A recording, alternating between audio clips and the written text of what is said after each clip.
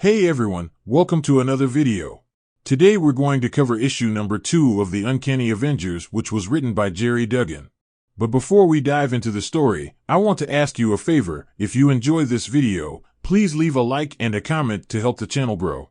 So with that said, this issue opens right after Captain America's loss to the mysterious Captain Krakoa. And right before the imposter was able to deliver the finishing blow, out of nowhere, a bullet hit him directly in his breastplate, which temporarily knocked him off balance. So on the next page, we see none other than the Black Widow gearing up for her next shot, but this time she was adjusting for the wind because she was dead set on placing the next round through his jaw. Now the reason why she is there is because not long ago, Orchis secretly made an attempt on Captain America's life. So even though Steve Rogers didn't ask her to shadow him, the Black Widow still took it upon herself to do so, to the point where Rogers could feel her in the shadows, just out of sight. But unlucky for her, the second shot would never find its target, for the Krakoan battlesuit was quite wonderful because it already started to self-heal.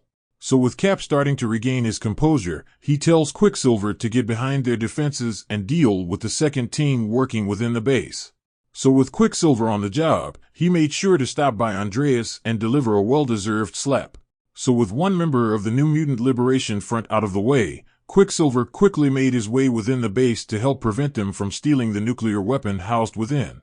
Now when it comes to Quicksilver, he knew that the support soldiers didn't stand a chance, because if there is one thing that Pietro Maximoff is, it's fast. But unfortunately, he also has a second trait, and that is being overconfident. And due to said overconfidence, Quicksilver ended up running right into a trap, for gas was able to stop him in his tracks. And on a side note, I have no idea why they didn't take this opportunity to deal with Quicksilver while they had the chance, other than being too afraid of pissing off Wanda. Which in all honesty, should have already happened after the gala. So with the warhead in hand, the Orchis soldiers quickly made their way to their extraction point, while the fight waged on. So with the Blob hesitant in fighting against Monet, the imposter Captain Krakoa completely blindsided her, sending her sailing across the battlefield. So with confusion in the air, Captain Krakoa tells Blob that Penance, Rogue, and Psylocke are all traitors to their species, and then follows up by telling Wildside to finish her off, which he was more than happy to do. So as Wildside dived onto Monet to finish her, the Blob angrily sent a groundbreaking stomp that broke up the mayhem. So with everything going in the false captain's favor, a familiar jet appeared overhead to aid in their escape. For the X-Men's battlesuit wasn't the only thing they had stolen, because that jet was none other than the Thunderbird. And in a typical false flag manner, they made sure the world had seen them flying everywhere with it, in order to further sell the deception.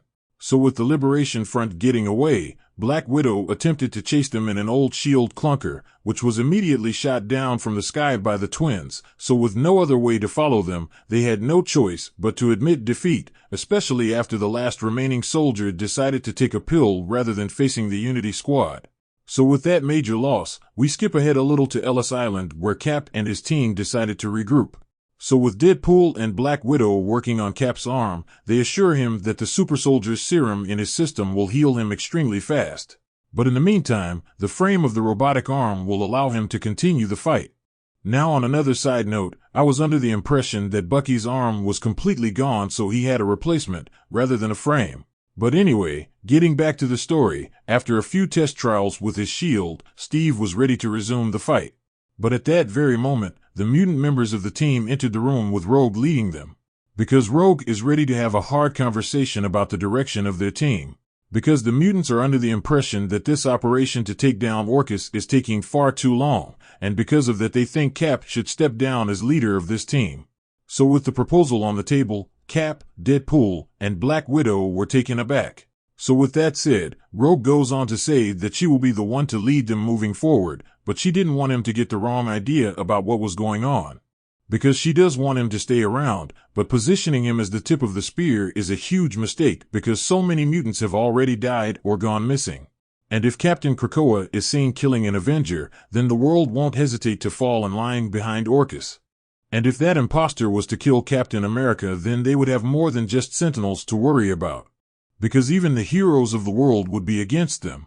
So with the mutants' position laid out before Cap, he goes on to put on his hat and tells them that he appreciates their concern, but he recalls the same argument playing out back when he deployed to Europe during the World War. Because even back then, people asked what would happen if Captain America were to fall. And the answer is the same today as it was back then before he was frozen in ice. And that was, if he did his job right and ended up dying, then someone else should be inspired to rise to the occasion. So with that answer out there, he asks them to excuse him, because he still has to rendezvous with a contact about opening a new front in the war against Orchis.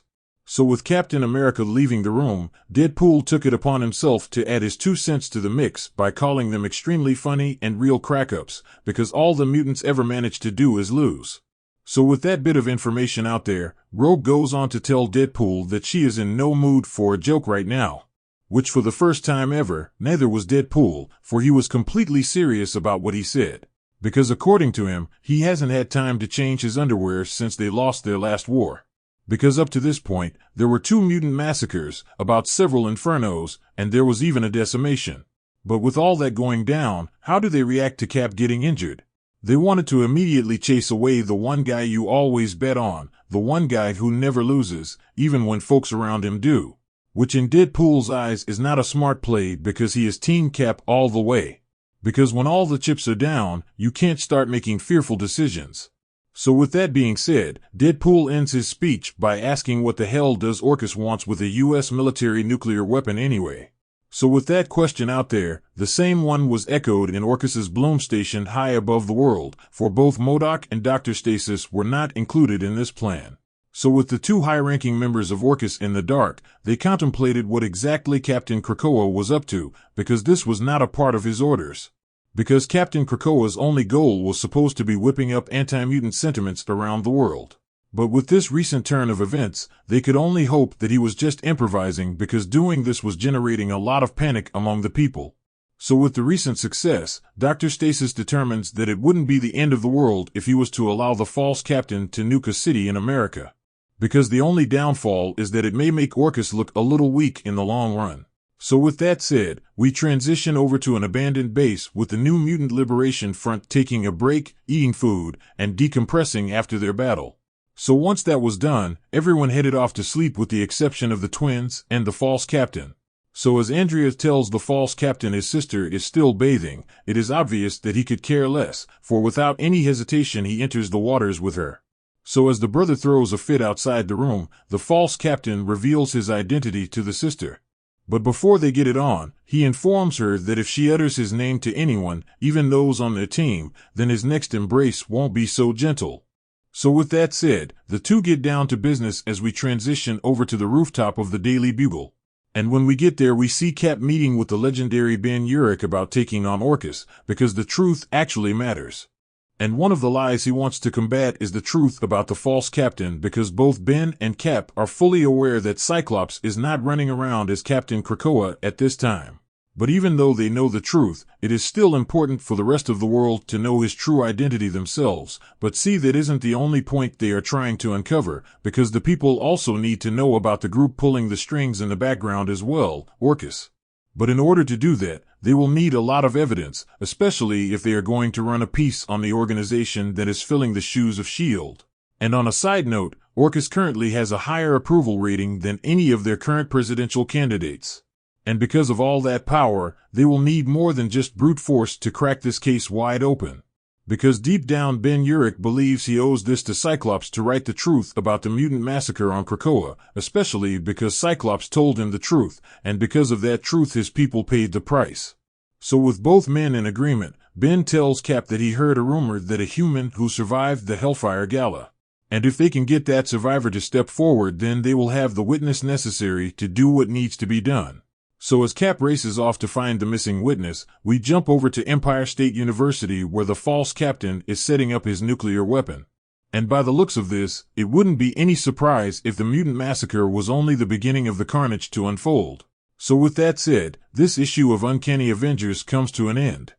Now with that established, I hope you enjoyed this video, and please don't forget to leave a like and a comment if you want to see more videos like this. Thank you for watching, and I'll see you in the next video.